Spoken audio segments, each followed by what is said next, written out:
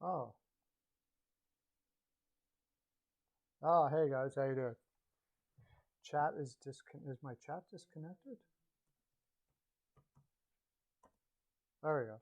Hey, yeah, well, I just had a busy day. Just wasn't able to do it yesterday, Oilers, man. I did do a stream last night though. Kind of considering possibly doing streams during the day 3 times a week and doing evenings with either Peyton or off the wall hockey. Thinking about doing that. I don't know, playing around with it, seeing, finding different ways to bring more people into the streams and stuff like that. So if I do evening streams, especially if I do it with Peyton and off the wall hockey, more people subscribe and probably more people will watch these ones. So I'm thinking about doing that. I don't know. We'll see what happens. But what I'm going to do now is I'm going to go right into game predictions. We're going to do predictions right away. And we'll do the predictions for all the games. We'll look at the game. We'll do a games review.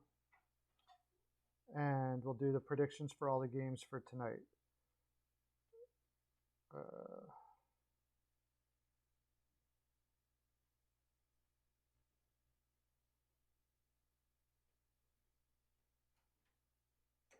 And I don't know why, but my stream is not going up to public when I do my streams. Like if I go to search my own stream with a different account, it doesn't show up.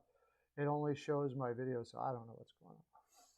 But anyways, okay, so let's look at the games from last night. I got you guys' comments here.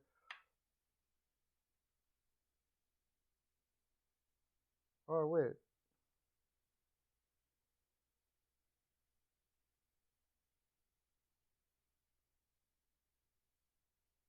Is this my old one?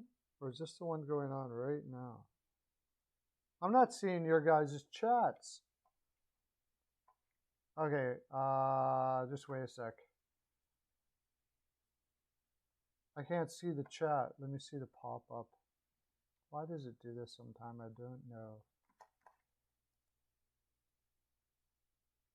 Let me bring it back up again. Content. Dashboard. Create. Go live. You guys are saying a whole bunch of stuff and I didn't even see it there. There we go. Now I gotcha. I gotcha. Okay, cool. You watched the AHL Wolves? Oh, cool. Jets reg. Joe Flyers, are you going to come over? I gave you the link and everything like that. Come over to B-Pal Picks, man. Hawks. I don't know about the Hawks, man. They got like tons of people out. Probably though because like they're not going to play Molten. I wonder if they're going to play Molten Bowl again. Maybe because of Montreal is just terrible goaltending. You probably would go with that. I haven't put anything in for that yet. Peter Mrazek does suck, but Toronto played with no intensity last night. I'm really mad about that. They did outplay them big time, but they didn't play like they really, really, really wanted to win. I don't get it. You're playing against Arizona. It showed poor character to me. I think Toronto showed poor character last night.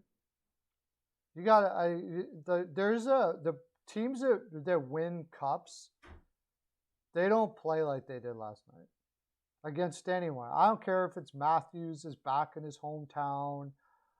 It's almost like they took pity on the Coyotes. They didn't want to, make them feel bad. I mean, that's that kind of attitude. You're not going to win cups. You're not going to win cups with that attitude. Sorry. I was just talking about it yesterday. I've been high on Toronto, but after seeing what I saw last night, that was terrible. They outplayed them, yeah, okay, but they didn't crash the net. They weren't playing to destroy the opposition, and a lot of that had to do with the fact that Matthews is back in his hometown and stuff like that. Subconsciously, they went a little lax when they could have just ruined that game, and they didn't do it, and that's a big red flag for me for a team wanting to win a cup. You got an opportunity to ruin a team, you ruin a team. I don't give a crap if your grandma's on the other side. That's just I can't stand watching that. I guess I'm like Tortorella that way. I'm like Tortorella that way. There's no mercy. Are you freaking kidding me? It's just hockey.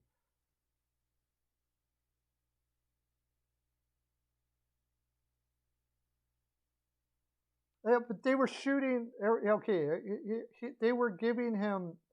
They were giving Arizona goalie some pretty easy shots to save. They weren't crashing the net at all. That was the thing. That's what they had to do, and they weren't. They just figured that they could beat him in the perimeter, and pass it around. Matthews would pot a couple from the corner. Like he played really, really well, that goaltender, Velmelka, no doubt about it, but they didn't really make it as tough as they could on him. And it drives me crazy to see that. I still say if a team outshoots somebody that much and you pick that team, then you did a good job picking that team.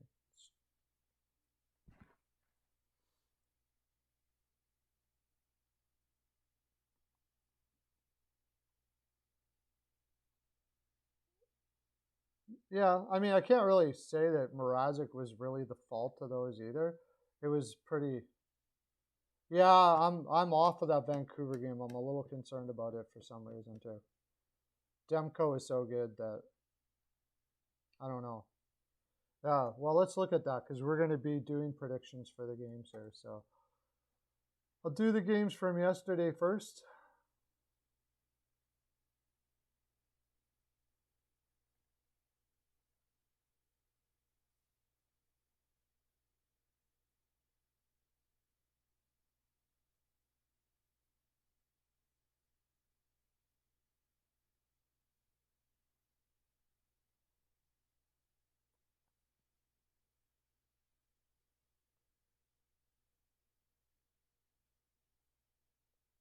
Um,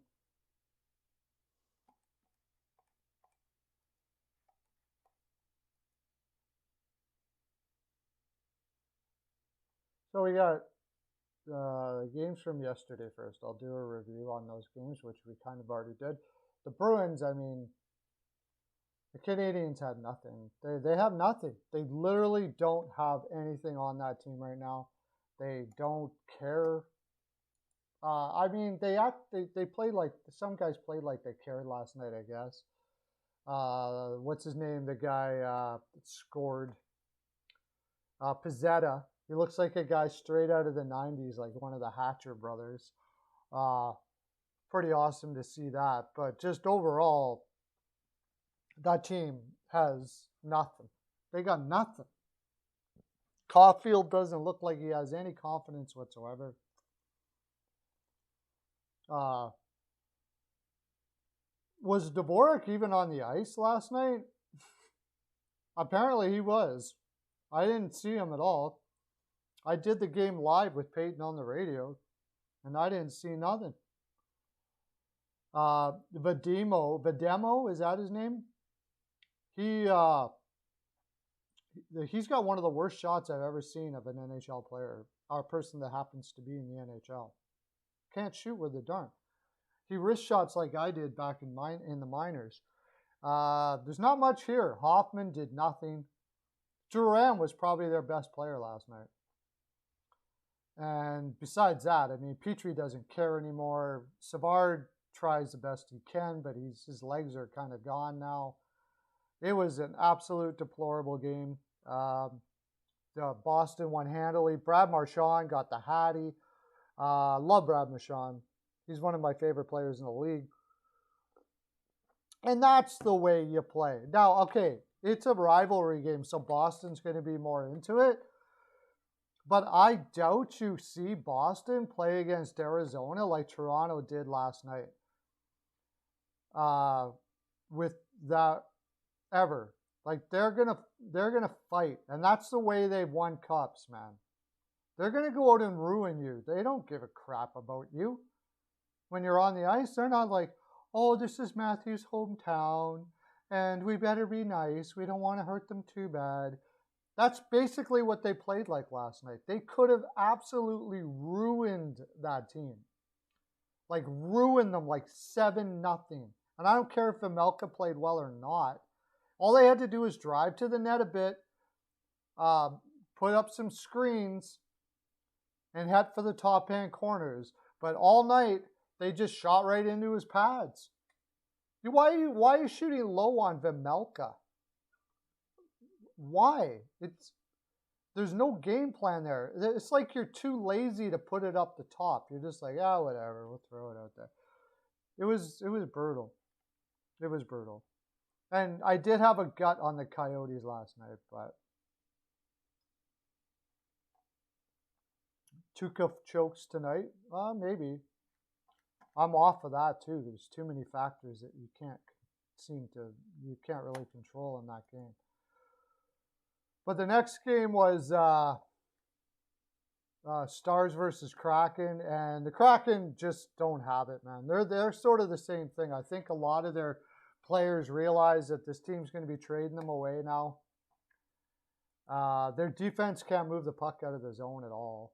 Like that was going to be the problem, I thought, with the defense that they had, and it is the problem. And Dallas was in a position where they need every point right now. It was a terrible spot for Seattle there. I had the Stars all day. And then Grubauer, of course, I never was a Grubauer guy. I've said that a million times.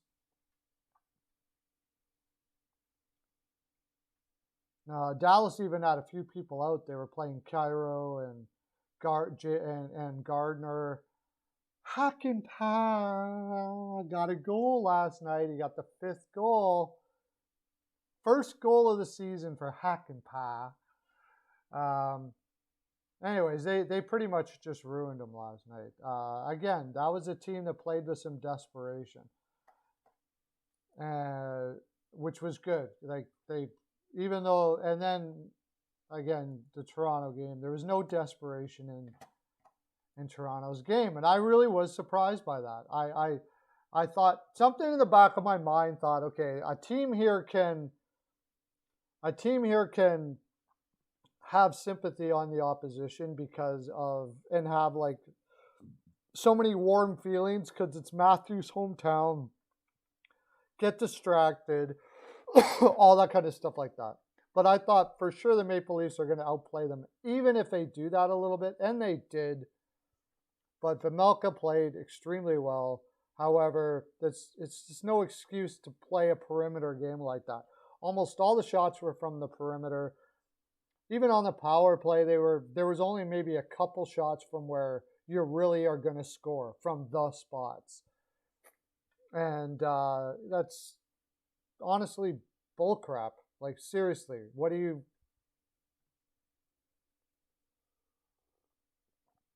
doing?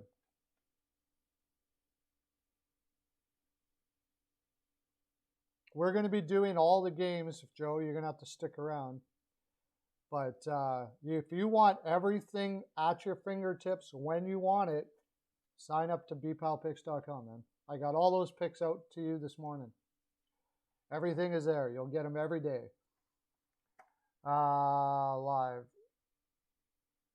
So, okay, now we're going to go into tonight's picks, predictions, and we are going to write down what you guys put down, and we're going to talk about it tomorrow like we used to. But I'm going to be talking about the games a lot, so I may not write them down till the end, and this could take a while. But because I'm going to talk about each game as we go through them too. So,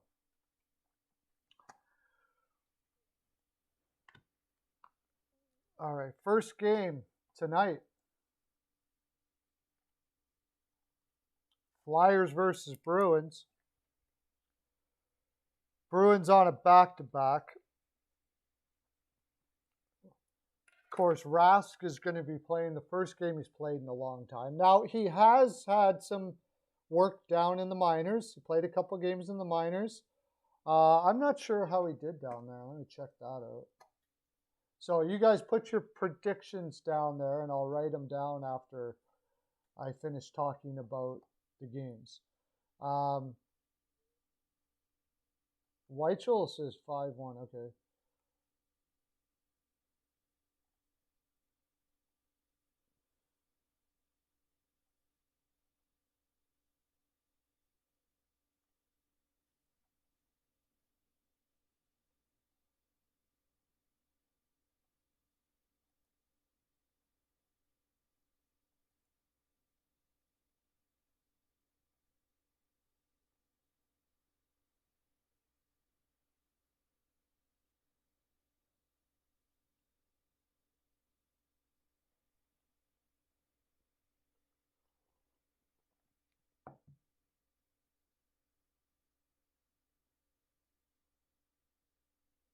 I was going to look here. Rask. Okay.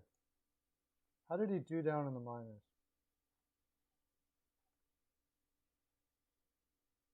2.2. No, what was he? How come they don't have his stuff down in the minors that he did? Didn't Rask play 2 games down in the minors?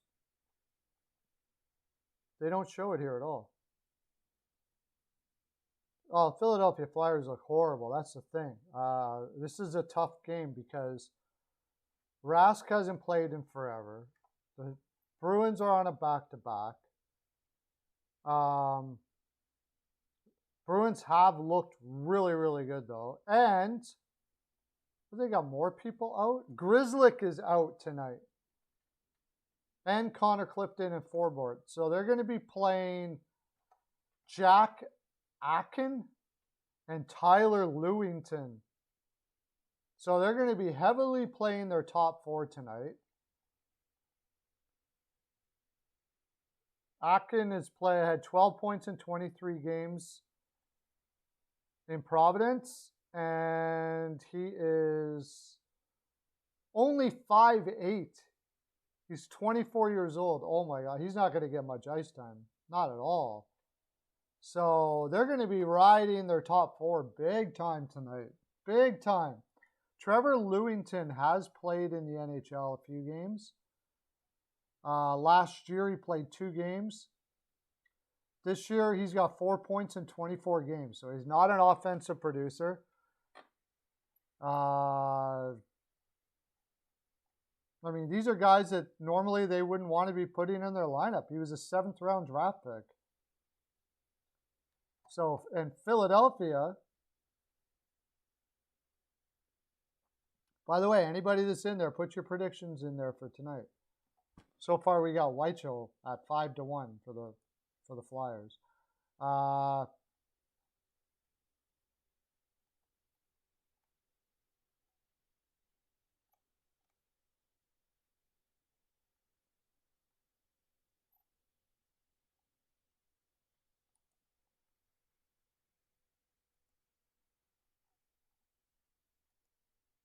The Flyers.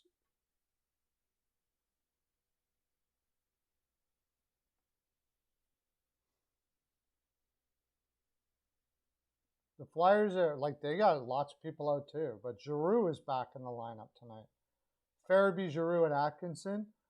Then Van Riemsdyk, Hayes, and Konechny. And those 2 lines are not going to be Boston's 2 lines, and their depth is really poor.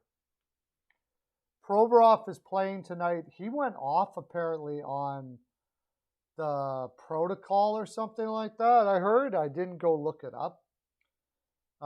With Sanheim, he's going to be playing with Sanheim. York with Braun, and Yandel with Sealer, and Hart in net. Honestly, I could see Philadelphia winning this game. But I can also see Boston winning this game. I really don't like this game. Maybe Philadelphia PL. However, Carter Hart has been inconsistent, kind of. and their defense has been terribly, consistently bad. So you got so many great shooters in Boston, even if their legs might be a little bit tired, they could run over Philadelphia tonight. You know, what else do they got? What else do we got here? What's their Boston has played 3 games in 4 nights. Philadelphia is kind of rested.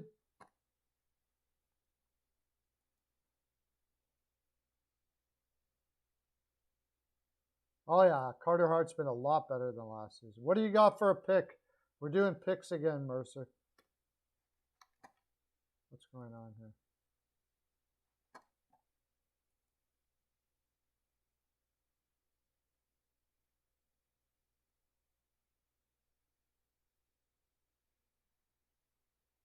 Oh, I lost my daily face-off.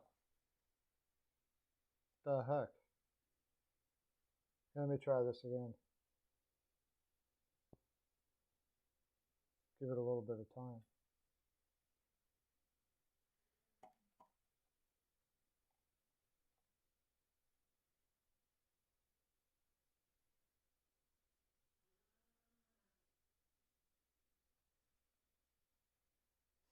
If I had to make a decision, one Canes game a week has got you pissed off. No, Risto was not worth a first-round pick. I knew that when they grabbed him. I mean, the whole idea is, you know, he didn't get developed well in Buffalo, and they were going to be like the master developers, apparently, which I didn't see happening, but they apparently thought that's what was going to happen.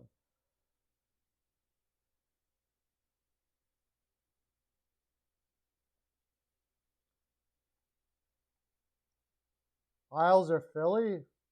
I think Isles probably have a better chance. Philly doesn't have the heart. I don't think that would be my guess. I don't think Philly. I don't think the. So yeah, the Philadelphia hasn't played in a while. They should be rested. They should give Boston a good go here, but there's been a lot of shoulds with Philadelphia. What do you guys got? Give me a pick for this game. Flyers, Bruins. Yeah, only one I got right now is Weichel.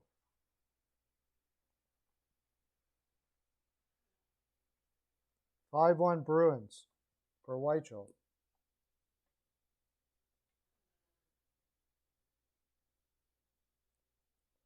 Klingberg to LA. I think LA is going to be looking for some bigger defense, some more physical defense is what they really need.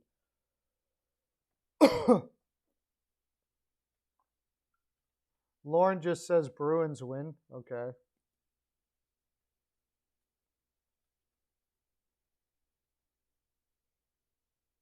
Mercer says 3-2 Bruins. Okay.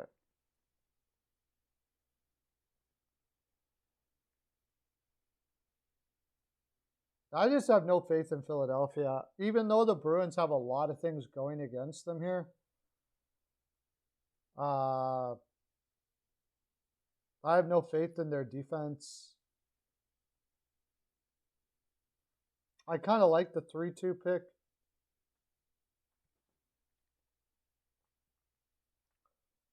It's this, you can't tell what Rask is going to be. I thought he played in the minors, though. That's what's kind of screwing me up. I go check his thing, and it says that he hasn't played in the minors. Did I miss your hot take? Okay, what's your hot take? 5-4 Bruins. 5-4 Bruins.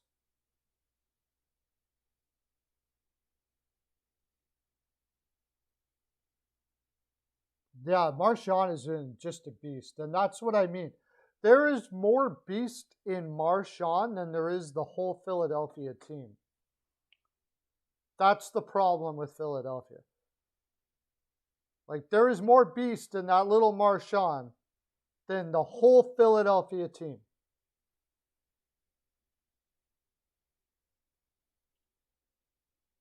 No, I haven't done hot takes, so you missed it. I thought you said 5-4 Bruins, Craig Smith first goal, Rask just heating up. Okay. I got 5-4 Bruins. So what hot take are you talking about? CL. CL's, I should have known. So welcome, CL. CL comes in and he's going to take Philly no matter what. 4-3 Flyers. The Flyers' whole team could not make it to the arena because the plane crashed, and CL would still say 1-0 Philly. I didn't have a live stream yesterday because basically I just didn't feel like it, yo. I did a live stream the night before. I'm getting a little dejected, to tell you the honest truth. I did a live stream the night before, like nobody was there. And, you know, we've been going at this for a long time. I think we do a great show, and I just didn't feel like it. I just needed to take a break, so I did. It's when I feel like 8 o'clock.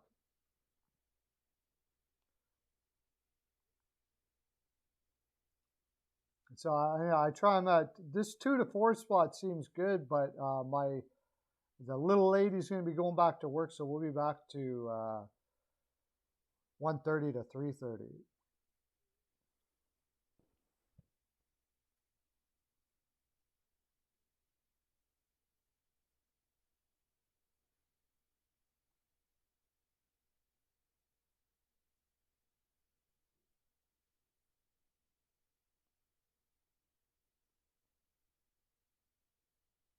But I'm thinking about doing this live show 3 times a week now.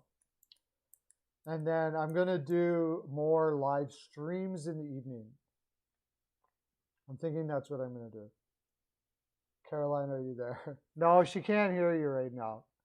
So we got, Whiteshell's got 5-1 Bruins. Mercer's got 3-2 Bruins. I'm going to say 4-2 Bruins. Now, there's a few things with this game that I think are going to be really interesting. Philadelphia had time to practice with their new coach. That's one thing that I'm kind of off of this game for these reasons. Philadelphia's had time to practice with Yo. So, Yo in the past has seemed to be able to get teams going. Caroline's voice, yeah. That's all you'll ever know, too, probably, because she won't come on. Yeah, York will play well, probably. I get to see York again. So it's going to be interesting to see with some time off that they had an opportunity to practice what Philadelphia does in Yo's system. Yo's system is like super high tempo, and Philadelphia hasn't been playing super high tempo as of yet. Like, look at Sutter's system in Calgary. That's pretty much Yo's system. Move the puck quick. You know, like if you make a mistake, you make a mistake. Like the biggest mistake you can make is hold on to the puck too long. That's what you should be expecting tonight. That's why I'm kind of off of this. I have a feeling that Yo might get it together a little bit. And since Boston is on a back-to-back and Rask hasn't played in a long time, if there was a spot for Philly to beat Boston, this could be that spot. So,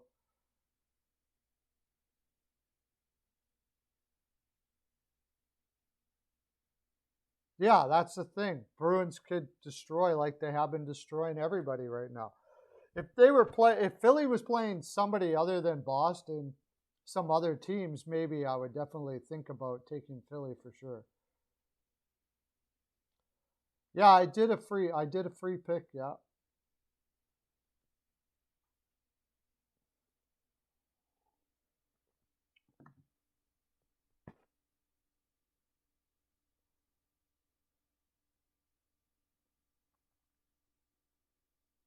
There's a free pick up there, yeah. I put it in just a little while ago.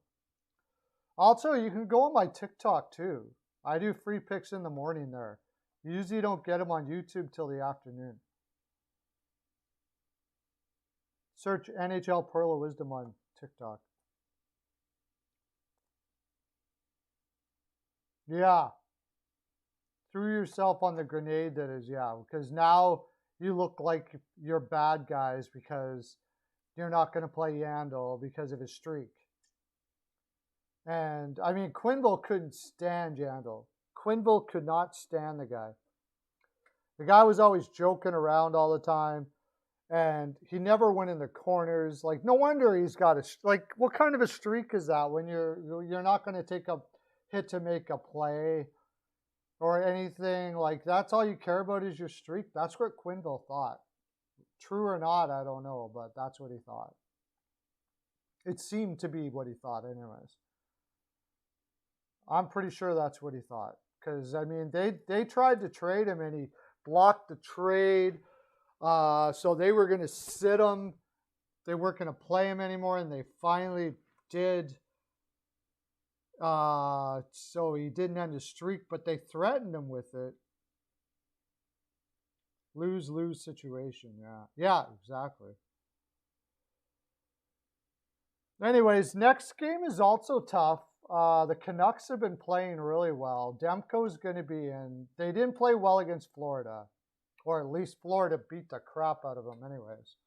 But, you know me in Tampa Bay. I think I've learned just to fade them. I don't get them right ever. They've got some guys back. Tampa Bay should win this game, no doubt about it. No doubt about it. Should win this game. What do you guys got for a score for Tampa?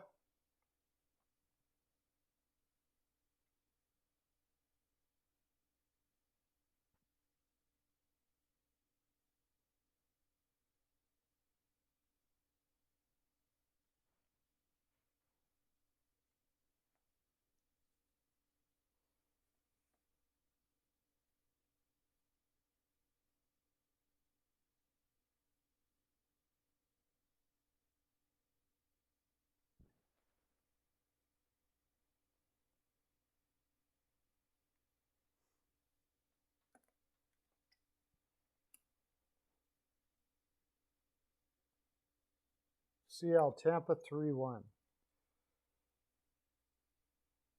It should be Vasilevsky. Does Vasilevsky have you like a little bit worried right now? Just a little bit. 3-1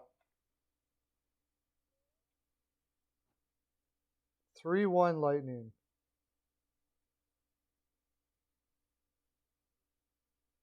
Like he doesn't even like knock it out of the park like he normally does. You got to figure he's going to come back though. What was it? The last.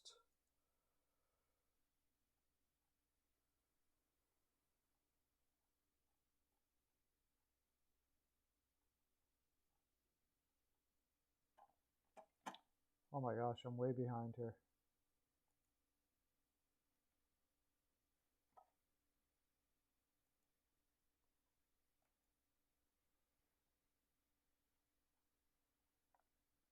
Yeah, Cooper never says who's going to be in net, but it's got to be Vasilevsky.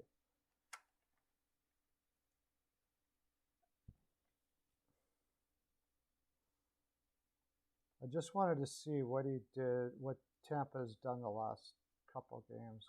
They haven't been their normal selves. Well, sort of regular season normal selves, I guess. Yeah, they beat Buffalo 6-1, but was Vasilevsky? Yeah, he was in net. Was he in net that game? They lost to Boston. Vas didn't have a good game there.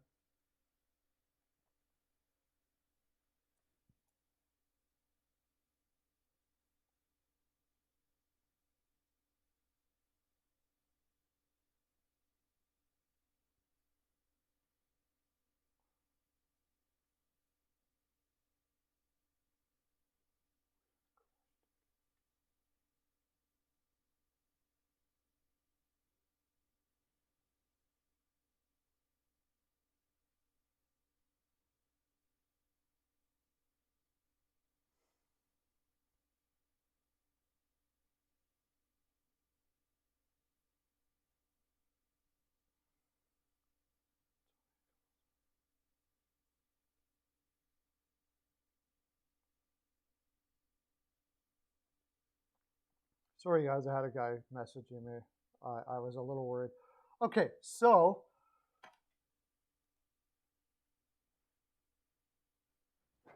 the Leafs will beat Tampa Bay Lightning in the playoffs, possibly. Anyways, let's get back to this again. What do we got? Hot take: 6-4 Canucks for Mercer. 6-4 Canucks. You know, I just got a feeling about this freaking game, buddy. I'm laying off of it because this just smells like that Tampa Bay stinker written all over it because Tampa Bay can get outworked. Vancouver's going to come out just freaking balls out after losing to Florida 5-2. And you know, Tampa Bay, I don't know, maybe I'm wrong, but I just don't like this game. I'm not confident enough in Vancouver to put anything on them, but Weichel says 6-4. You guys think it's going to be an over with these two goaltenders in here? 6-4 Weichel. Weichel 6-4 Lightning. What does Hockey News Reports put anything in? I just got a bad feeling about this game, man. Bruce, there it is. Yeah.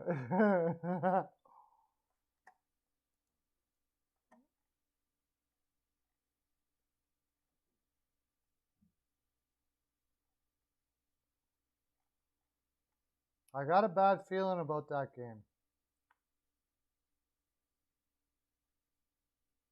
But when you look at Vancouver's, if you look up go to Cap Friendly, if you go to Cap Friendly, boys and girls, and look up Vancouver Canucks.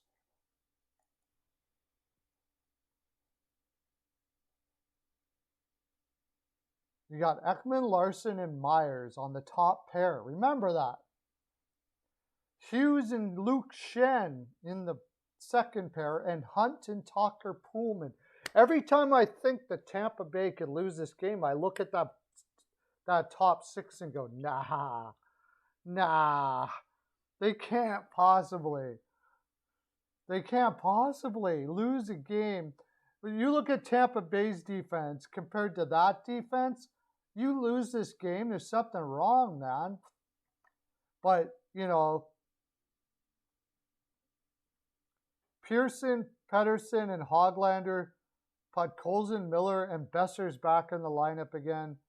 It's that top nine just might be able to play enough in Tampa Bay's zone if Tampa Bay comes out soft.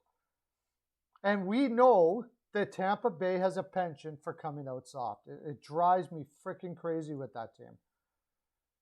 I say Cooper's one of the best coaches in the league a lot, but then when I think about it, I sometimes wonder, how the heck does a team like that come out soft so much if he's such a great coach?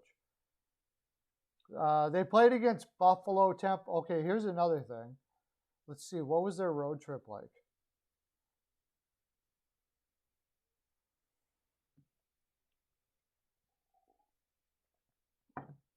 I might talk myself into putting a little bit on Vancouver in this game yet.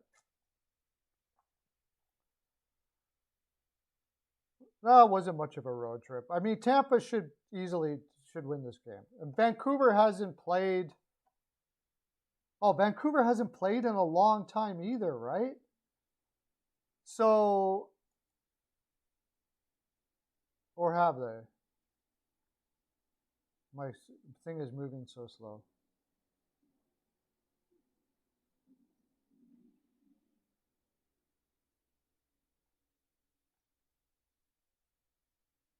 Oh, they played against Florida. So this is their second game back after the trip. Then they have a day off. They go against Carolina. See, Carolina, that's easy. There's a difference between Tampa Bay and Carolina. When Vancouver plays Carolina, I take Carolina all day because Carolina's going to beat you down. They're not going to look at you and say, oh, we got this and whatever, blah, blah, blah, blah, blah, like Tampa Bay does. You know? Not worried about that. Now, the next game against Washington, maybe not. So I'm going to go. I got to make a pick here.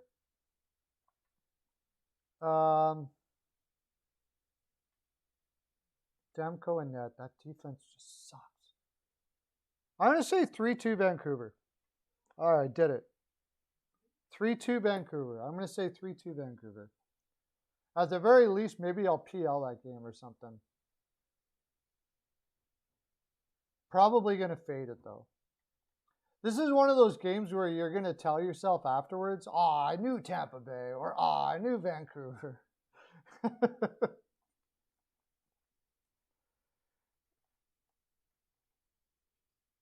All right, let's go to the next one.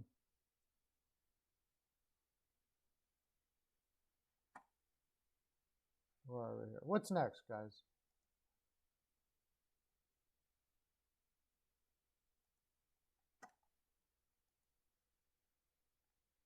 Oh, Hurricanes, Blue Jackets. Okay, so Lawrence Hurricanes, I believe Corpus. Oh no, Merzlikins is in net. He hasn't played in a long time. Don't matter. I'm taking the Hurricanes. What do you guys think? I take the Hurricanes every game pretty much. They're going to lose the odd one, but what are the odds of them losing to the Blue Jackets? Arrested Hurricanes team. Who does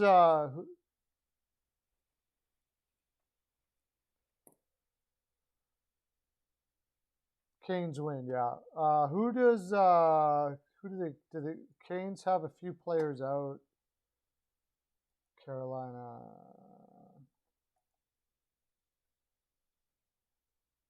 You got Oh, they put Jarvis up with Aho and Teravainen. What a sweet line. Wow. Svechnikov, Trocheck, and Fost. Niederreiter, Stalin. Like that lineup, who's going to beat that lineup? What's Columbus going to do against that lineup? Kokiniemi is on their fourth line with Stepan and Lawrence. I mean, about the only bad thing. Oh, right.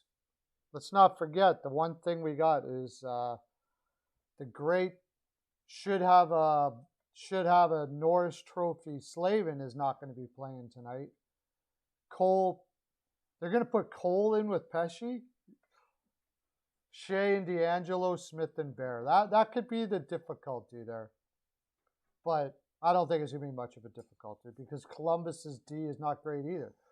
Is Werenski back in the lineup for Columbus?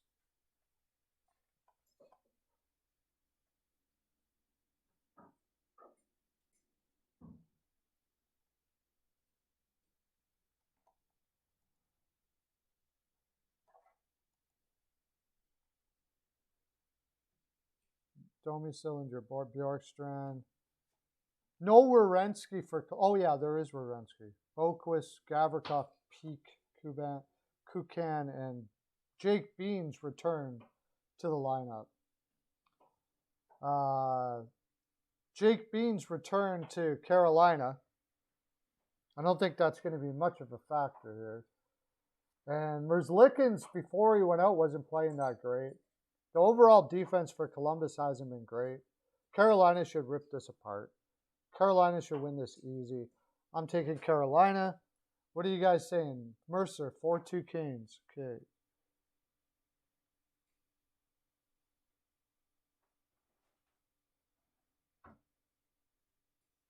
Pearlo. I think Columbus has got enough in there to get a couple.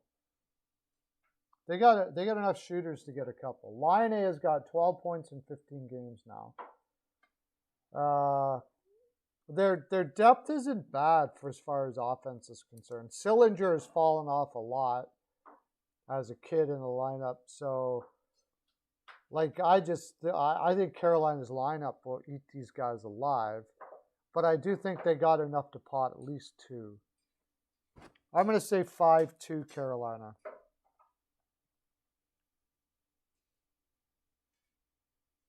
I say 5-2 Hurricanes. What else do we got? Who else we got in there?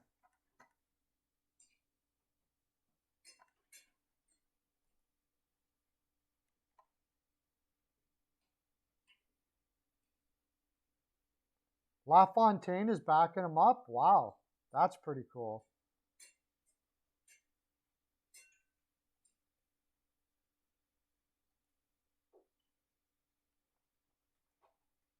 LaFontaine is backing him up right on.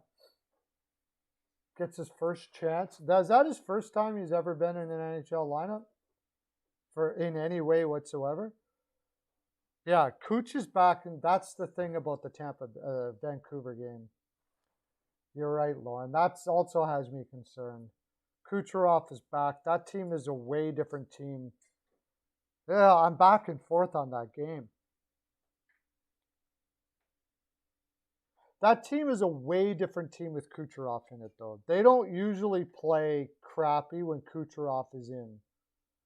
That Kucherov is like the biggest competitor on that team, apart from maybe Stamkos. But I don't know. I even think maybe even more than Stamkos. Kucherov is the biggest competitor and maybe the best leader of the bunch. Weichel says 4-2 Blue Jackets for Weichel. Wow. Going off the board. So we got all the Pearlo swag all shined up for you tomorrow. When we'll go through all these games tomorrow and we'll give out the swag like we used to. I imagine all your old stuff is starting to get a little ripe. And, or either that, I'm sure you've got it all away somewhere in a safe somewhere. So you can, it is because it's going to be worth millions of dollars eventually, right?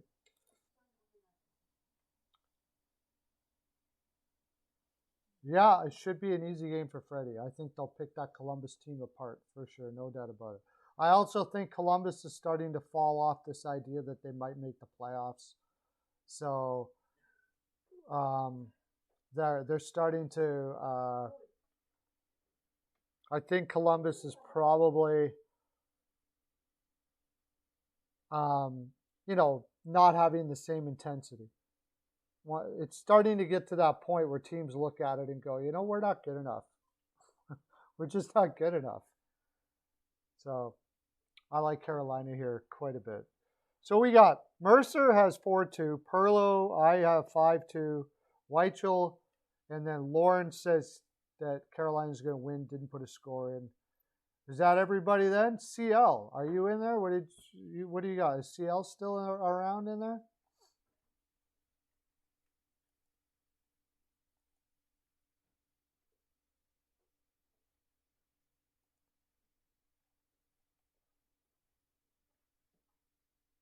Thomas Hertl to the Boston Bruins. I thought about that. It's possible, but I think they got to give up a player in back. That would be like DeBrusk in a first. Because I think that would have to be DeBrusk in a first. And if I'm San Jose and they're rebuilding, maybe that's the way to go. I mean, Boston, it's a late first. It's not a great pick. But they don't have much leverage. And it completely depends on if Hertl wants to go there. I have a feeling Hertl wants to go somewhere so he can be a number one center. My thinking is it's not even about as much about winning cups with Hertl right now, at least not in the short term, going to a contender.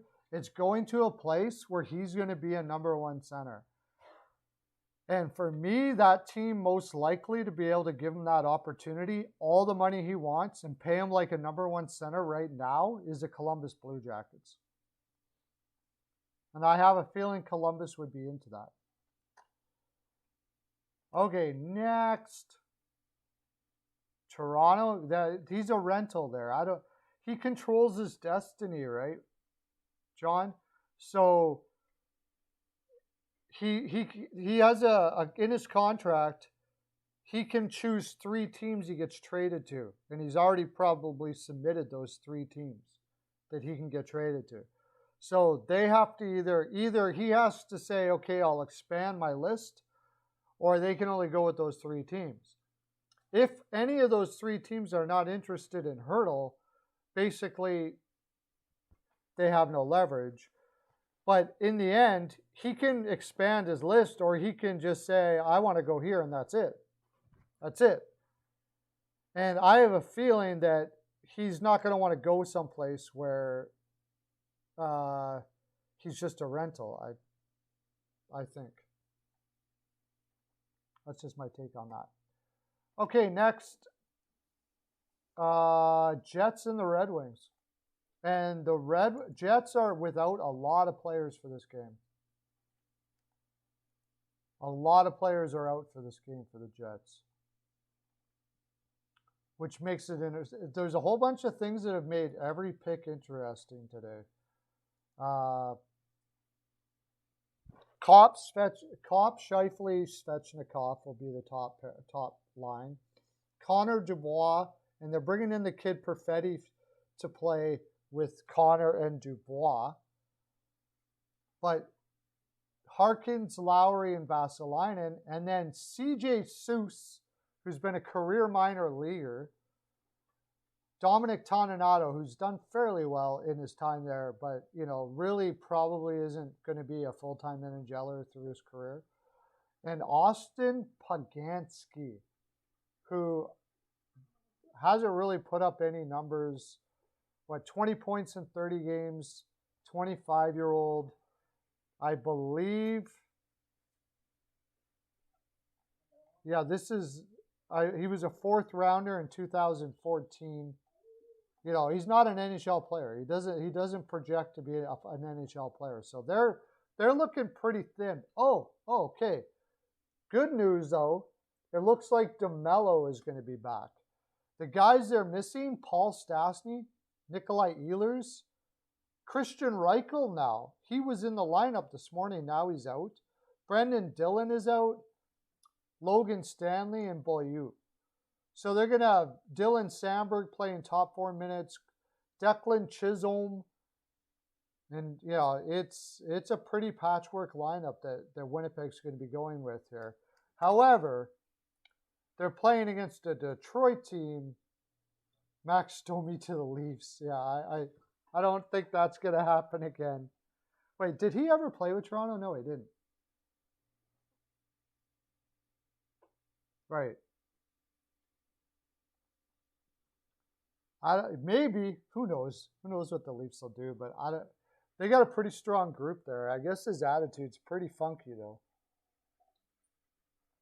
It seems like it. He keeps on going from team to team to team. So Detroit, on the other hand, I think has a pretty full roster, but the roster they have is not that great, right? So, Weichel 4-1 Detroit Red Wings. Bertuzzi, Fabry, Jets versus Wings. Bertuzzi will be in. This is in Detroit. I believe it's going to be Nedeljkovic and Holobuck. They're bringing, they're out without players too. Who are they without? Oh, Dylan Larkin is not in tonight. Oh my gosh. Bertuzzi, Fabry, and Raymond. Giovanni Smith is going to be playing with Pius Suter and Zadina, who has been a bag of poop.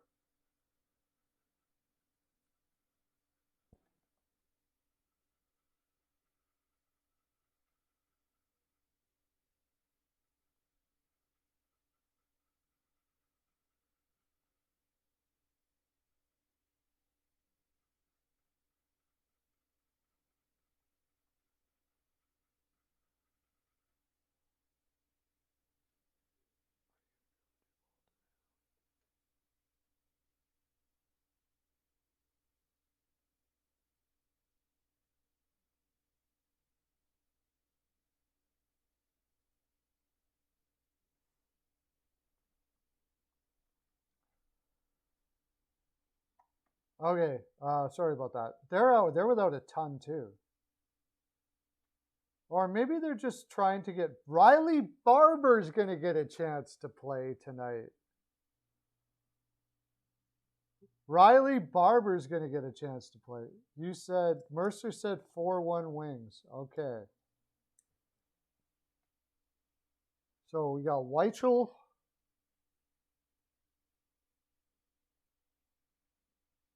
4-1 Wings.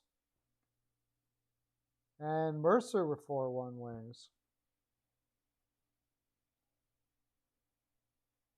I'm not sure about it now. I mean, Riley Barber's going to be in. That's cool. I don't know why I like Riley Barber so much.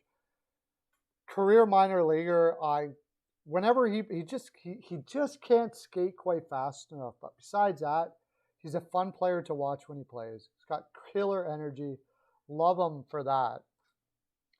Osterley and Cedar Letty has been horrible. Hronek is. They've really only had 2 defensemen playing well. Actually, Osterley is always good. Like, not great, but good. He's very consistently does a good job of being a decent defensive defenseman. But Moritz Seider and Hronek have been their best defensemen, and it's a big drop-off after that. With no Larkin, maybe I got to go Winnipeg here. I like their energy better, even with the loss. But, man, it's tight. With all those guys out, I don't think Winnipeg's going to get outworked here. They seem to be on a bit of a mission now ever since the offseason, especially after they lost to Vegas that one game. Yeah, Osterley is probably going to be traded. Yeah, I would agree with you there, buddy.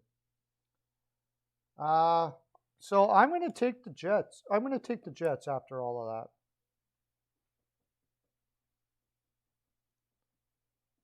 I'm going to say 3-2 Jets. 3-2 Jets OT. 3-2 Jets OT.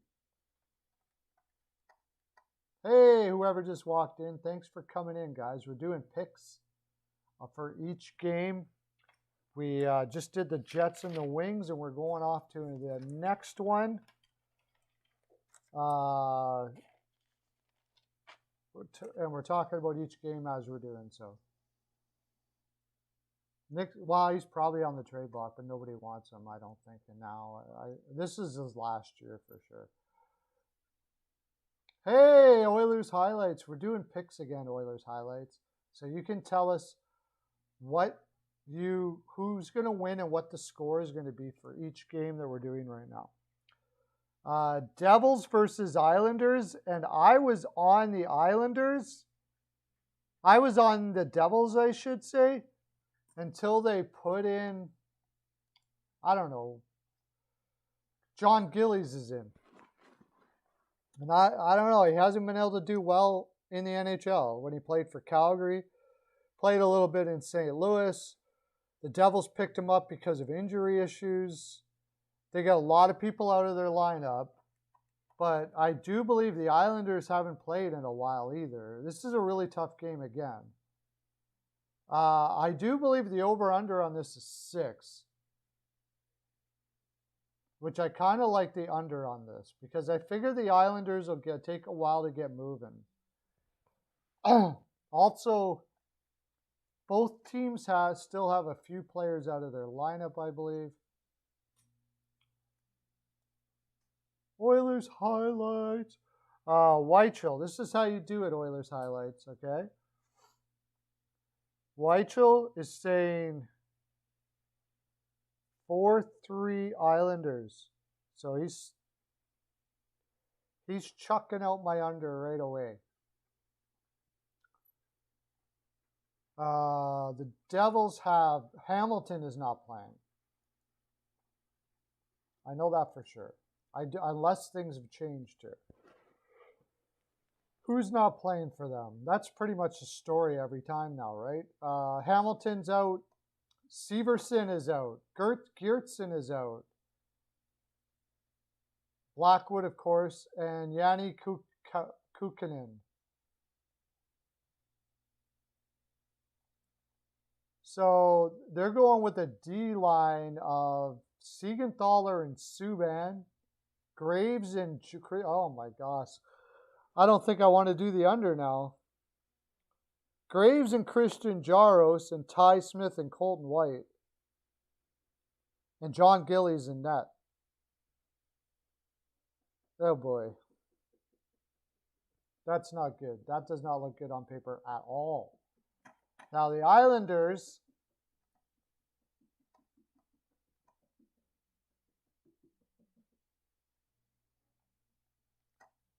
The Islanders haven't played in a while.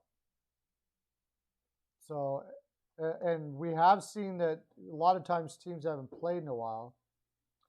Eric Stahl signed in the minors. Yeah, he got a minor league contract so he can go to the Olympics. Islanders. Lee, Barzal, Bailey, Fellows, Pajot, Beauvillier. That lineup should beat New Jersey.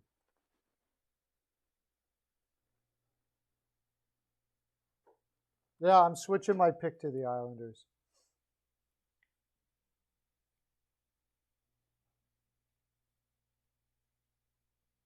I'm going to say 3-1 Islanders.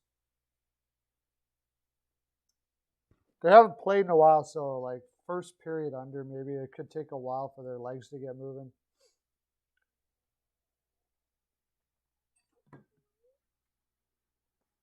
I still don't. I don't think they've said who's going to be in net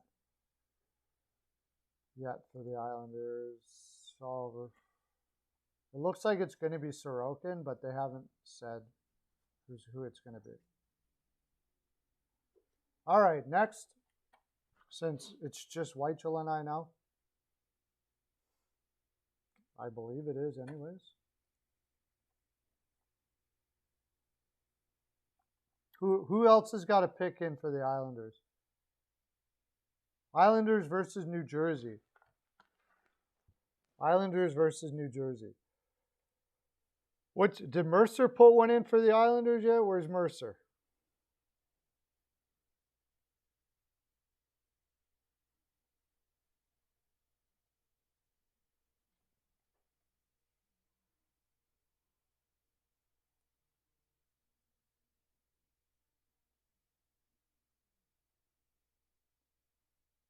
You think the Devils are going to win? They don't have Hamilton in the lineup, so I guess you think that probably is a plus, though. They don't have Severson in the lineup. They're putting Gillies in net.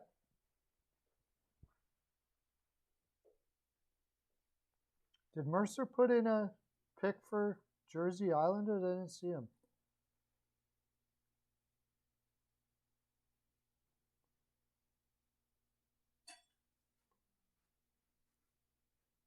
Jake Allen got hurt. Yeah, that's right. Okay, I'll write it down here that Lauren says Devils win.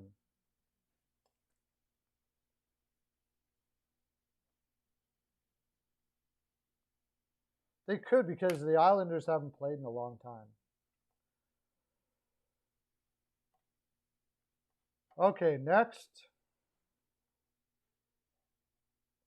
Kraken versus Blues.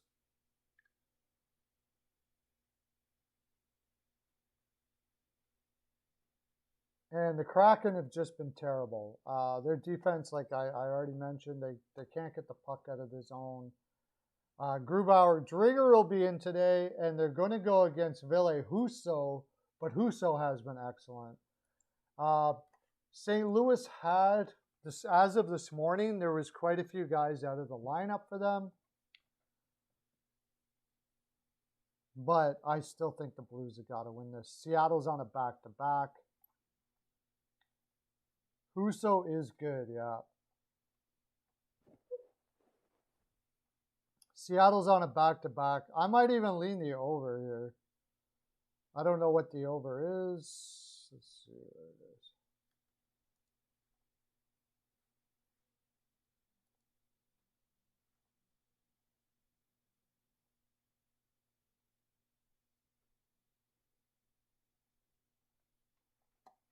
It's a total.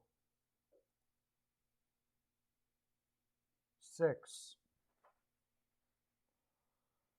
The way St. Louis has been scoring, I think, where did they get the last game? Have they dropped off in scoring as of late?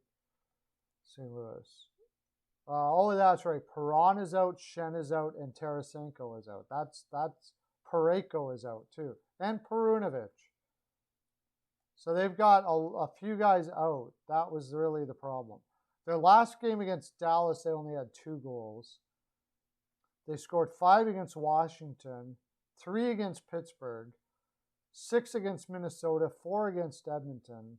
Like, they're almost more often than not they score. St. Louis team total over, I think, is a good pick here. But without guys in the lineup, maybe not so much.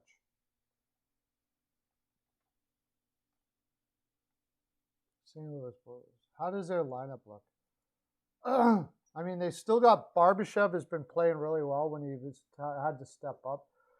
Buchnevich, Kyrou is a beast right now. Thomas and Kyrou is going to be on the same line there.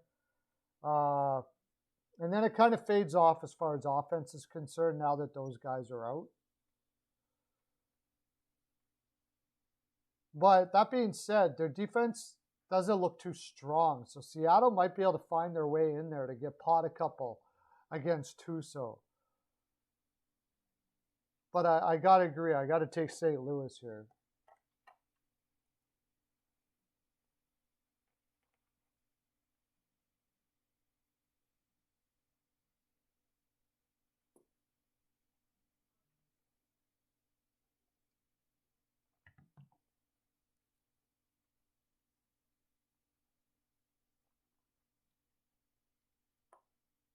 I'm going to take St. Louis. I'm going to say St. Louis 5, Blues 5-3.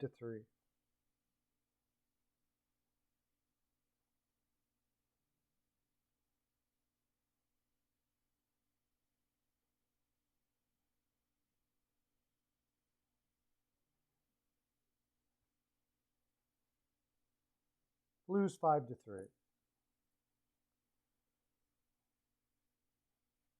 I don't know how many people we have in here now.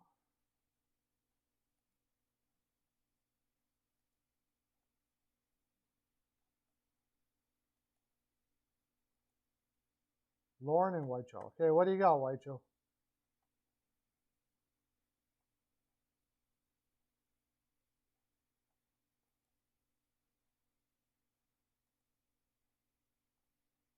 Whitechell must be away from them. All right, we'll go to the next game then. If you're in here and you're talking, listening, tell me what you think about that game. Who's going to score? What's the score going to be? Who's going to win? Okay. Next game, Chicago, Montreal, and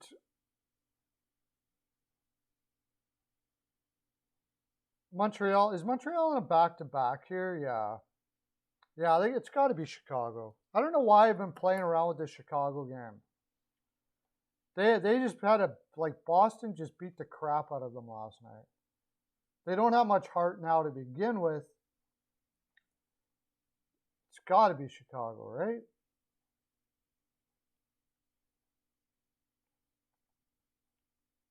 And Montreal Canadiens team total under, except Chicago's defense isn't that great. Chicago has Jones out, McCabe out. See, they got a lot of their defensemen out.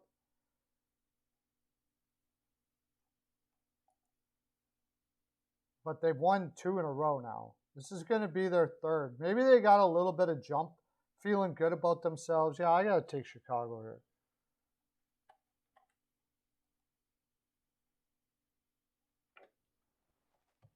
Yeah, Montreal got beat up badly yesterday. It's got to be Chicago. My questions were just basically because they have a lot of people out of the lineup.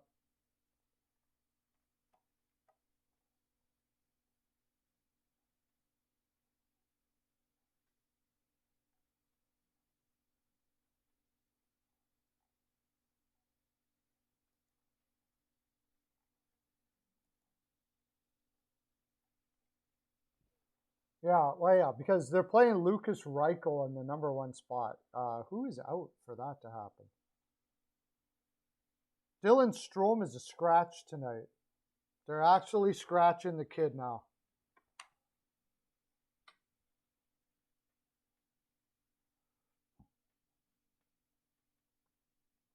Who are they not playing in the center spot?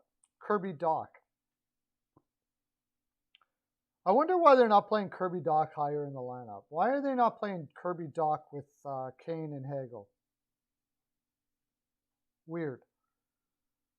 See, they got guys like Galvis and Ian Mitchell, but the fact of the matter is Montreal, their lineup even looks worse. I mean, it's an AHL lineup at best. And they played it back to get back against Boston.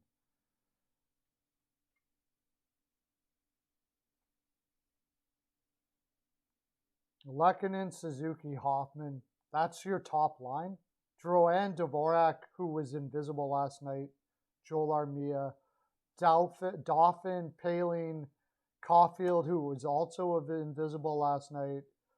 The guy should be in the minors now. It's just terrible that they have him up in the NHL getting slaughtered like this. Yeah, that's horrible. Okay, Chicago all day, for sure. No doubt about it.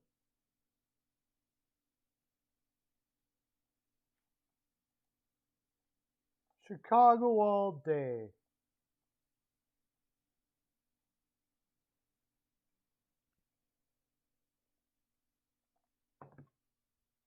Well, since you're the only one here, Lauren, I'm going to see something. There's something wrong here with my settings.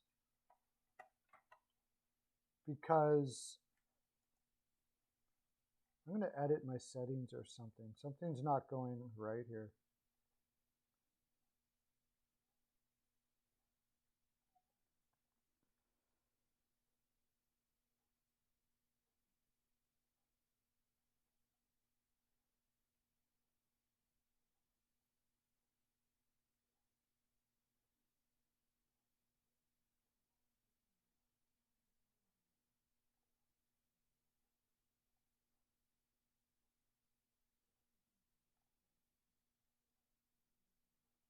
Public. I don't understand.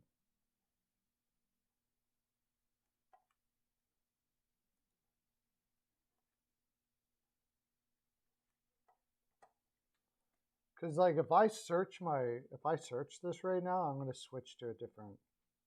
It used to be that it would come right up.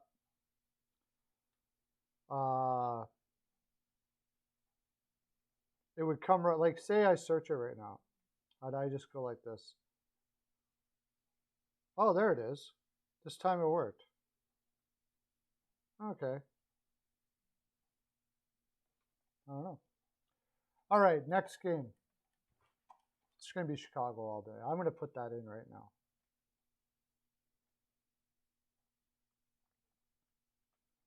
I'm putting that in my, what's the juice on that, I wonder? We're doing, okay, what's the juice on that?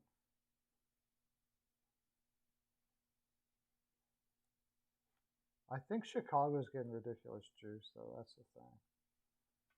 Money line. Yeah, that was the big problem. You got to take Chicago in reg. In order for it to be, I still got to take it.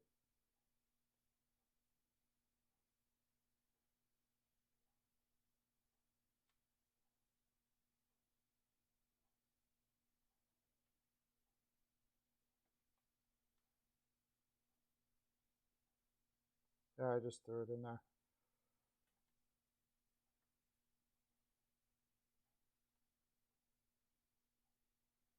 All right, next game.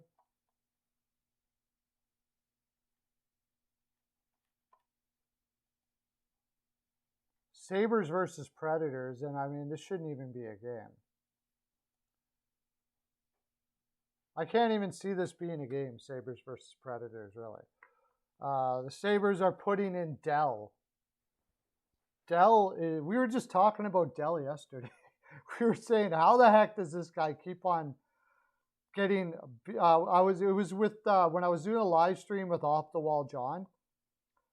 We were asking how does Dell consistently get back into the NHL again? He never stops pucks, man. Like, he's terrible. I can't see a way that the Predators win that game. Or that the Sabres win that game. I just can't see a way that they win it. It's Predators by a crap load. The way the Predators play too, like this team has been playing like a bunch of warriors now against every team they play against. Talk about a team that doesn't have a letdown game. The Predators never have a letdown game.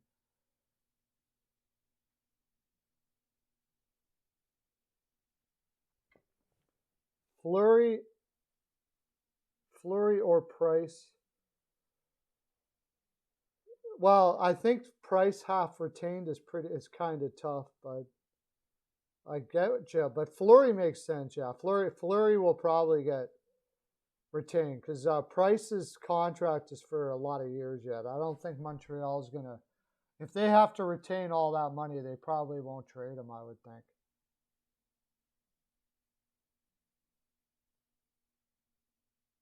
But Fleury, yeah. I think Fleury will get traded. I think Fleury's for sure going to get traded. No doubt about it. Chicago's way out of it. It doesn't make sense for him to be there. I partially think that the original management took Fleury knowing that they weren't going to be good enough so they could actually trade him. I think that was kind of the point.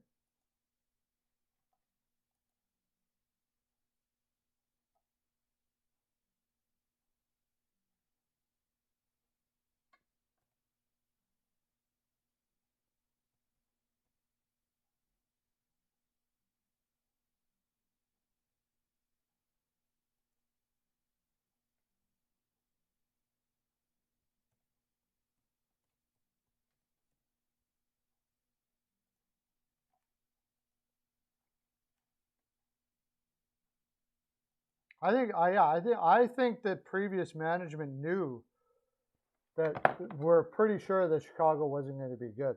This is the reason why the new management guy, like Patterson or whatever his name is, said he had a different philosophy than the previous management. Because the previous management, you can say whatever you want about the Bowman family, and I mean Scotty Bowman's one of the greatest minds ever in the NHL. They did things very sneaky. And through all of this time with Chicago, they were in a rebuild. They were already in a rebuild. But they didn't want Taves and those guys to know they were in a rebuild. Because they wanted the young players that came in to know what it looked like to play for a cup, to have that intensity. And they also knew that if Taves knows that it's a rebuild or you mention that word in his head, he just doesn't care anymore. He loses. I shouldn't say he doesn't care. It's hard to find the reason to compete if you know that the team is not there to win a cup. And I think Taves has a hard time crossing that bridge. And right now, when it comes down to it, like you said, trading Fleury for half the salary, I think, by the way, these are all my takes, by the way. Please, if you don't agree, it's all good. These are just my takes. My take is that they're going to sit down and talk. I think Taves and Kane are really, they're going to have a serious talk with them and try to convince them to move on this summer. I think that if you tell Taves, look, we're in a rebuild right now, I think he'll say, okay, I really do. It's going to be hard. It's going to be tough, but I think he will say, okay. I don't know what the deadline, Lauren, may be, bud, but what asking price for John Klingberg from Dallas? They haven't mentioned any price for Klingberg. That's the next video I'm going to be doing, by the way. The next video I'm going to be doing is Klingberg traded to certain places or whatever the case may be. Dallas is in a really tough situation there because I think they're humming and hawing about whether they should sign him or not. Really, honestly, I do. And I think he got butthurt because they didn't have a contract and the trade deadline's coming up. It's been difficult. They have been going back and forth, and for a player, they just want to get the contract done. And Klingberg seems to think he has some sort of a value, and he probably does have that value. He's put up some really good points. He's done well for them. Dallas asking, Rasmus, I wouldn't do that if I was Toronto. It's a very difficult pickup. The only way I'm really trading for Klingberg, maybe I'm just not a big Klingberg guy. Honestly, down deep, I just don't think I'm all that big on Klingberg. I have a feeling he's not going to age well. And if he's asking for like $7 or $8 million a year because he sees what Darnell Nurse and those guys have put up, I think I'm going to fade myself. I don't think I'm signing him. But now, if there's a team that thinks that's just me, a couple years down the road, I could be like, geez, I was wrong. He was able to maintain his offensive production and all that stuff like that. I don't think they would give up Sandin for him now. Even if he was signed, because they're not going to be able to probably afford to pay him what he wants anyway, so I don't think Toronto's an option. And for a rental, it doesn't make any sense. So, a team that's going to take him is probably going to want to sign him. And he's going to want to be signed. So they're going to want to know what his numbers are and how long. And Dallas, I get this feeling that okay, let's look at Dallas's lineup. Nick Robertson, maybe, I guess. If they're a Robertson fan, I personally am not, so. Let's look. I think he's got a no trade list too, which compounds it even a little further.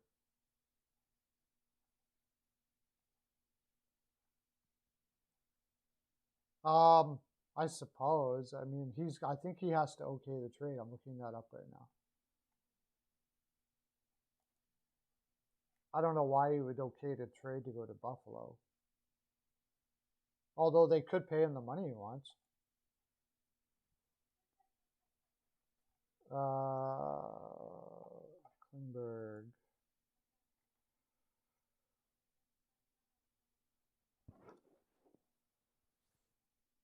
Oh, no, he doesn't have. Okay, so he can't tell them where he wants to be traded. They can trade him anywhere.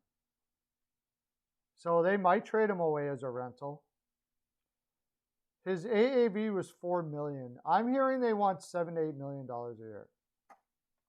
And if you look at Dallas's lineup or depth, they got a kid named Thomas Harley coming up. I think that's it. But he's lefty. Yeah, you know what? They don't really have any right D coming up that's going to play right away. So this is tough. They got Ryan Suter. They're not trading Esa Lindell. Miro Heiskanen will take that top spot. I don't know if they let him go. I think they might be making a mistake. I think they're just this is the problem. I think they're really having a tough time. I don't think they want to let John Klingberg go. But if he's looking for $7 or $8 million a year, they got to look at their cap room. They got to look at how much they're going to get Pavelski. There's probably a lot of question marks that they don't know how they can value him right now. Is Pavelski going to come back? What else is there here? There's Sekera is no big deal. Raffle maybe. Joe Pavelski is a big. Joe Pavelski, he should come back for less. Yeah, I don't know what they're dragging their heels on. I think John Klingberg thinks he's a value of some value, and I think it's a difference in contract. And Klingberg is like, they don't think I'm as good as I am, and I believe I am. And so if that's the case, then might as well trade me now. But the funny thing is, if he wants $9 million, that's pretty tough to swallow. I don't see how what he's done in his career is worth $9 million. That's pretty tough to swallow. $9 million. He has 17 points in 28 games so far this year. He's never had more than 45 points in a season. What in the world would make him want $9 million a year? If he wants Seth Jones money, yeah, you got to let him go. I don't see anybody giving. I think he's going to be disappointed when he goes on the open market if he wants $9 million. I don't think there's anybody going to give John Klingberg $9 million. Highly unlikely. I like Klingberg as a player. He's not the best defensively, but he's got enough offense to make up for it, and he's not horrible defensively either. So I like him as a player, but at $9 million, no, I walk away. Sorry. So I guess you trade him at the deadline, and then he's got to work out a deal with somebody. I mean, now that makes it tough. When a player overvalues himself, it makes it really tough on the team because now they're limited to who they're going to trade it to maybe even nobody. He's basically a rental, and then he goes on the open market for the most part, unless, like you said, maybe a team with no cap space or with cap space forever want to take him on for some reason, but those teams are pretty much looking for young players. I don't think they want to give a 29-year-old. And how long does he want to get the $9 million for? There's no way he's getting $9 million. There's just no way. Not even for 3-4 years. I don't see it. If he wants an 8-year at $7 million, maybe they might find somebody out there that'll give him that. But till he's 37 years old, I don't know. Klingberg is not a guy that looks like he's going to age well.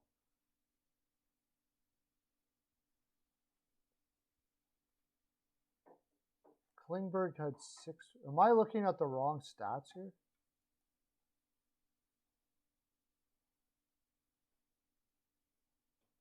No, yeah. 2018, he had 67 points. But that was it. Then he had 45 in 2019 in 64 games. That's pretty good production. But the last, 2019-20, he slipped. And he's not stellar defensively. He's kind of went downhill, and now he's kind of getting whiny on top of it with the team to want to be traded on when you're going to become a free agent anyways. I don't get it.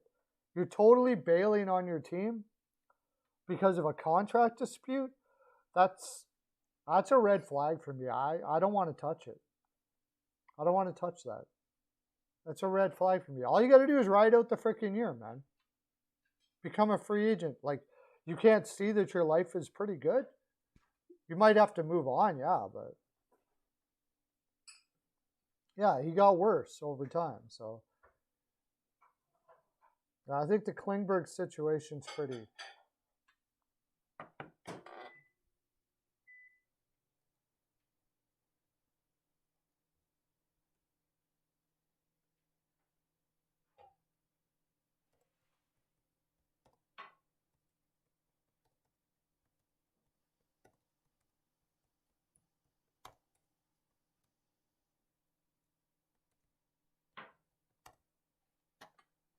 We'll get back to picks if we get enough people online. Anybody who's in here, you want to do picks and predictions, let me know. Thanks for coming in, by the way. But we're talking about John Klingberg right now. He's big news, where we were anyways. With Weichel, the rumor meister. Oh, Team USA has put out their Olympic roster. Drew Comiso, who is a college kid. Stephen Comfer is going to play. Aaron Ness, who's played some NHL. Jake Sanderson, the college kid. That'll be fun to watch. David Warsofsky, who played some games in Detroit. Nick Abruzzese, I can't remember who he's played for. He's played most of his time in Europe. Danny Agostino, Played in St. Louis and a few other places, LA, I believe. Matty Beniers is going to be playing. That'll be cool to see what Matty Beniers can do. Brendan Bryson, which is a Colorado draft pick, I believe. I'd have to. A lot of college kids are going to be playing. Young team. Andy Miele would be a veteran. Nick Shore and Nathan Smith. Oh, I haven't heard Nathan Smith in a long time. Nathan Smith.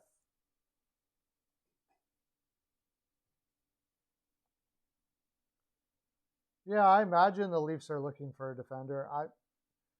I don't think the Leafs are going to want to screw around too much with their chemistry they got going on there. I think they're going to be looking for more forward depth, maybe. I don't know. It's hard to say.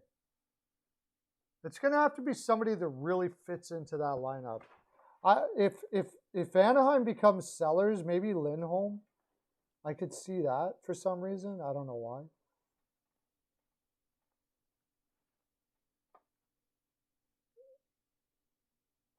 They could use Hole as a trade pickup, but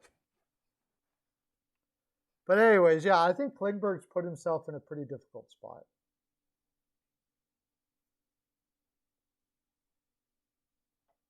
Oh, that's what I'm going to do. I'm going to look up NHL rumors. Okay, let's look up some NHL rumors here.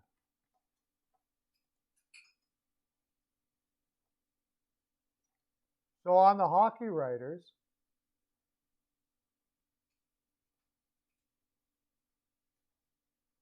there's still a lot of talk that Kane is going to become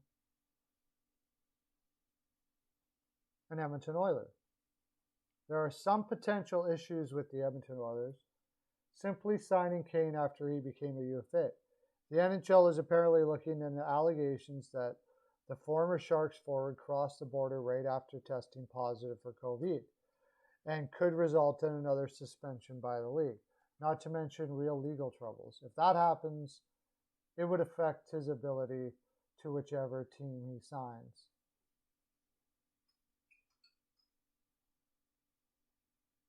So the accusation or whatever apparently it's possible that he tested positive and then went on a plane to Vancouver anyways. Like, that's freaking crazy.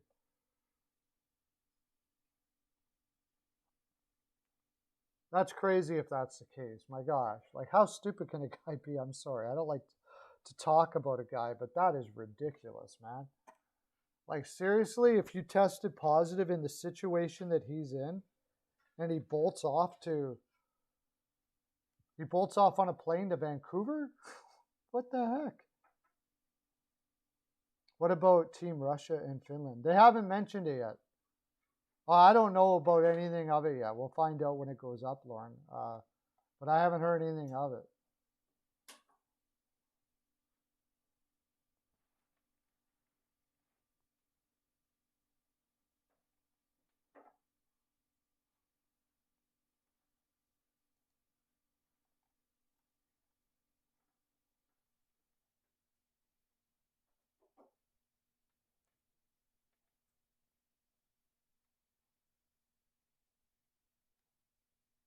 Where was that again? So anyways, if he did that, my gosh, I don't know what to say. I kind of backed the guy up, like he went through rehab, maybe he's going to be better, but that is like just the stupidest move ever right there.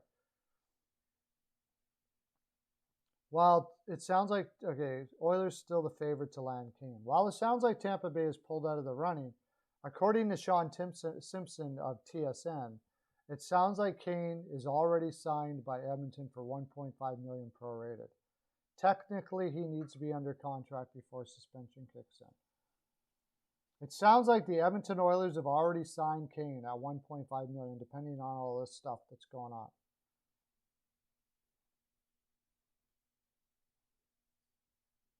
But so they're not going to actually put pen to paper until they find out what he actually did there.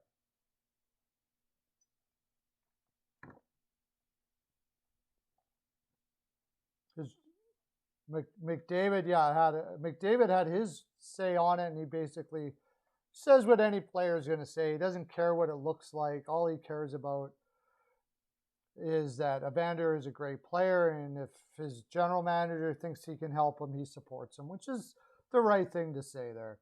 And, what else are you going to say? Like, oh no, I really wish Kane wouldn't come here. I think management's stupid to sign him. Of course they're not going to say that. But I think he genuinely believes that as well. I don't think he's just talking out of his butt. Lightning to stay quiet during deadline, apparently. It's been said before, but reports are that the Lightning don't plan to be terribly active during this year's NHL trade deadline, says Joe Smith of The Athletic.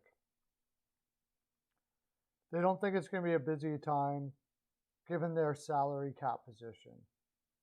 This year we have no cap space. Julien Brisebois. We have no one we can send to the minors without requiring waivers, and none of our players would clear waivers. We legitimately have no cap space. If we're looking to add a player, it means subtracting the players, and all of our players are good players on good contracts and provide really good value. So it's unlikely we're going to find a player we can acquire that brings more value for a cap hit than whatever players we have moving out. So Tampa Bay likes their lineup just the way it is right now, apparently.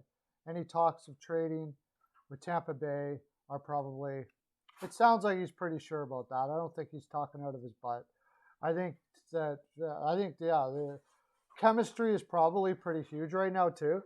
They don't really want to be jumbling up a lineup that they've worked really hard to get playing as a unit after losing a bunch of guys. So I definitely think that what Brisebois is saying there probably is true. Like, I say that because a lot of general managers will say stuff just because. Like, Brisebois could be saying this, that we're not going to trade anybody because they want people to think that. So they got all the leverage in the world. If they do want to add a player, they can be like, we're happy with our team. There's no reason for us to trade. So we're not giving up any more than a 6th or 7th, whatever. And maybe they can pluck somebody for cheap by doing that. But in this case, it sounds like everything he says is true. I mean, that lineup looks fantastic. Hey, Rickett, how you doing, buddy? Rickett's Picks is in the house. How you doing, bud? I got one for you. Rickett, I give picks to all the time because him and I have been working together as a pair for a while. Great channel. Highly recommend you check out Rickett Picks if you're a guy that likes to throw a couple at the games and stuff like that on Patreon. He's got a great Patreon. Chicago, dude. Chicago's probably going to take that one. So anyways, we're talking about rumors and stuff like that. We did predictions earlier, but you missed it.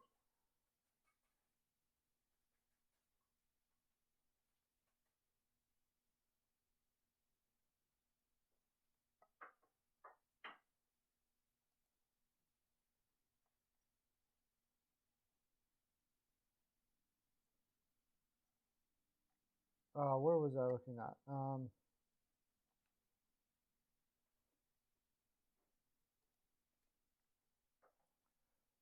Bruins were never seriously in on Kane. That makes a lot of sense. Maple Leafs in Klingberg. Here's a rumor you were talking about, White Joe. Recently suggested the Maple Leafs are out of the running for Kane, but also noted that the Dallas Stars defenseman John Klingberg could be a good fit. Luke Fox said this, suggesting the Leafs might be interested if they can find sufficient cap space. That's going to be a pretty difficult thing to do. At 4.25 Klingberg is a bargain at the moment. Yeah, I agree with that. He's a big guy, but he doesn't play big. Definitely would be better than Dermott. Certainly, all of these things are true. He would be an upgrade for the Leafs, but I don't know how they would make it work. If you look at, and I don't think they're going to re-sign him. However, if they want a rental, Klingberg would be a solid rental.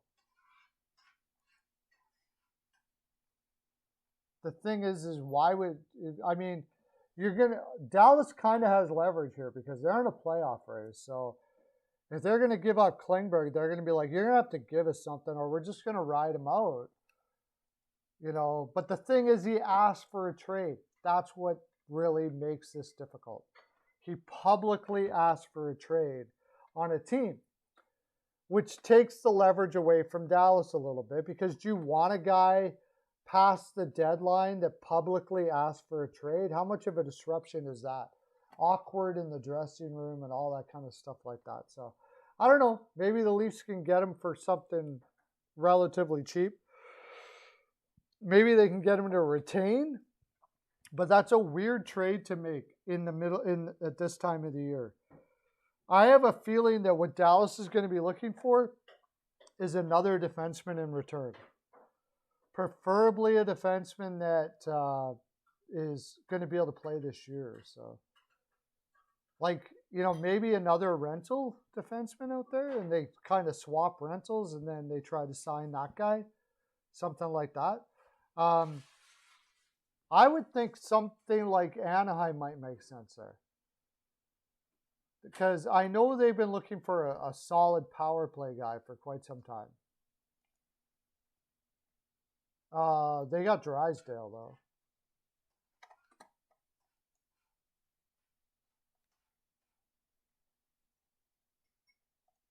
Anaheim.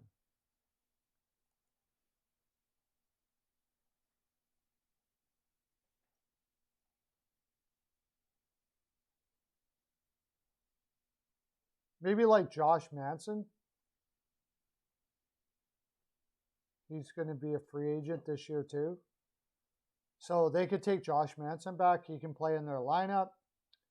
They could probably re-sign him for about what he was already making in the $4 million range, maybe. And Klingberg can go to Arizona, and they can re-sign him to whatever he's looking for, $7 million, something like that.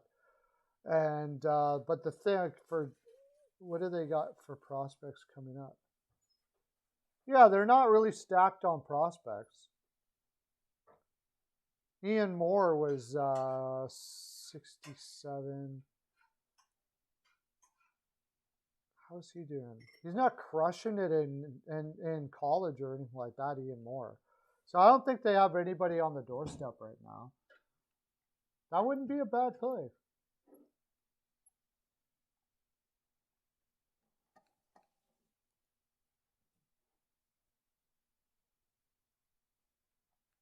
That wouldn't be a bad play. I could see Anaheim doing something like that. If from what I understand, Manson really wants to sign there, but he really has declined quite a bit. And as Klingberg has declined a little bit offensively, but I think put in that situation with Anaheim, he probably would get a pretty good boost.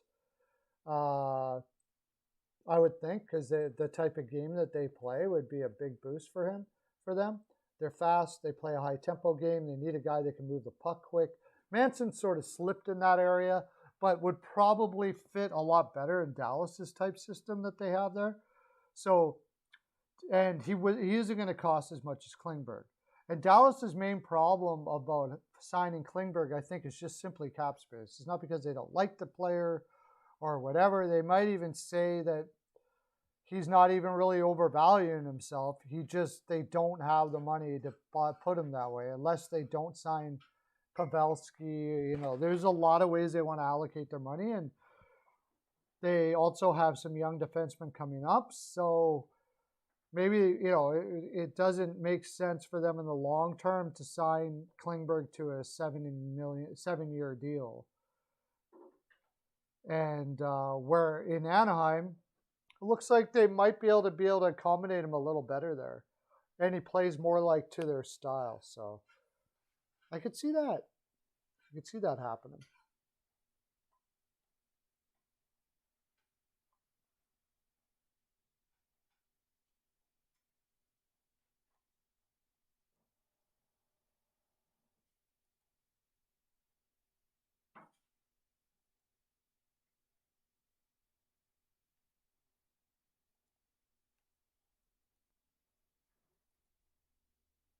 by myself.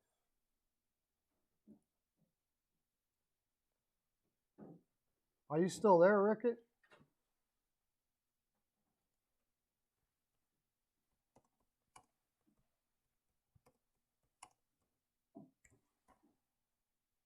All right. Did I do all the rest of the games today? I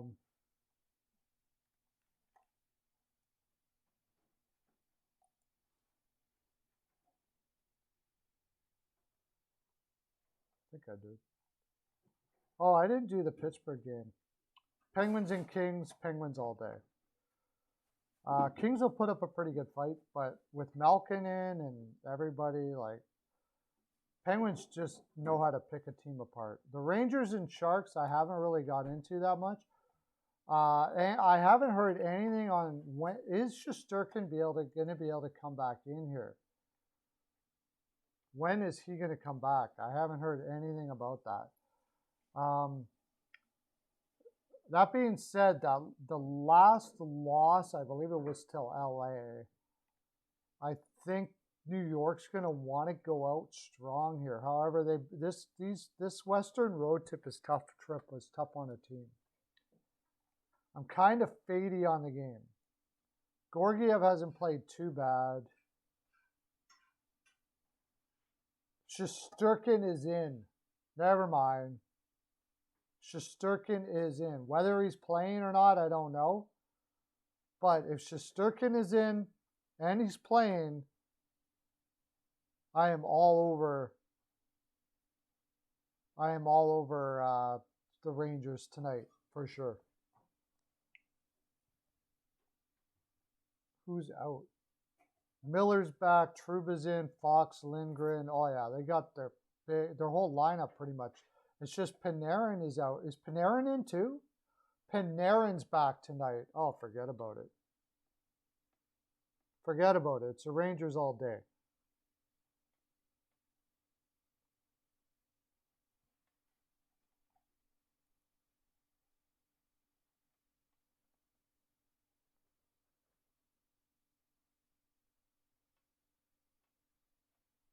Hey, there's Joe Flyers is back. Or is he? No, he's not.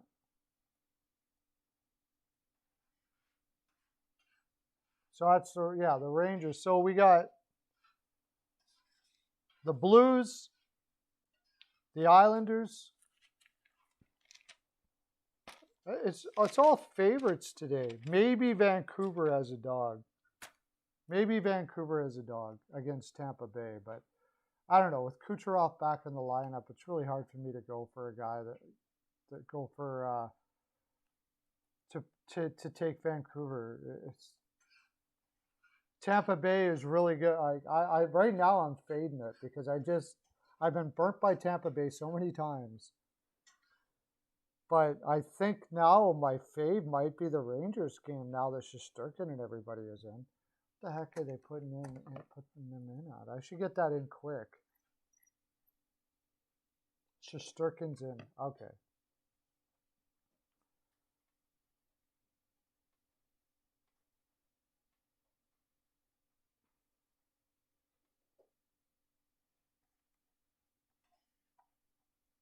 Rangers over Sharks.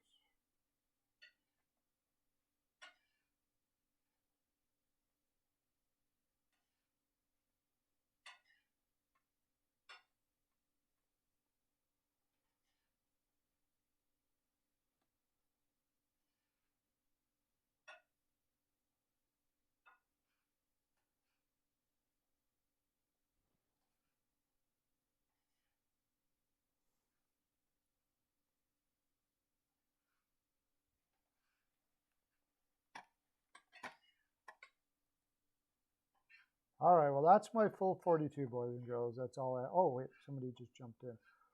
Who is in there? I just had a big find out. Shesterkin is in tonight for the Rangers. That is huge. And Panarin is back tonight as well against San Jose. Poor San Jose. I think that they just went on I think they're coming off a road trip too, aren't they, San Jose? Like just coming back off a road trip. I'm pretty sure.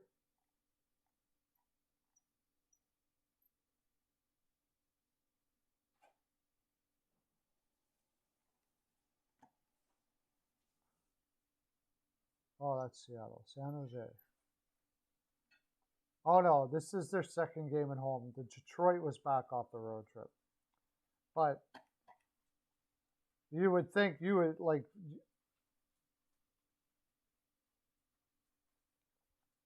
Yeah, Rangers are definitely winning that game. I'm pretty positive. I'm pretty high on that game.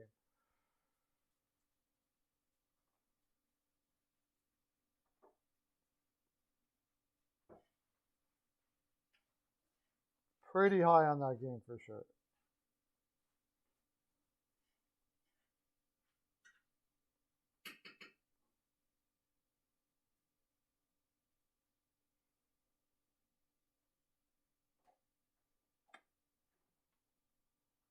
All right, that's my full 42, guys. That's all I have to give today. Thank everybody for coming in. I'll be back tomorrow. I don't know if I'm going to do 2 to 4. I think 2 to 4 works well. I'll be 2 to 4 tomorrow. Might be on a live stream tomorrow night. I think Peyton's doing something tonight. I know I've been doing quite a few live streams. Might take a break, but keep an eye on that. Okay, I'm doing live streams every night. Tomorrow night is off the wall hockey show with Steele. Don't forget that. And I do believe there's a show tonight with Joe, and we should be getting some more guys on as a pair. I know Peyton's going to be on next week twice with us, so that'll be cool. And I'll see all of you tomorrow. Have a great day, everybody. Lots of love to you. Okay, bye.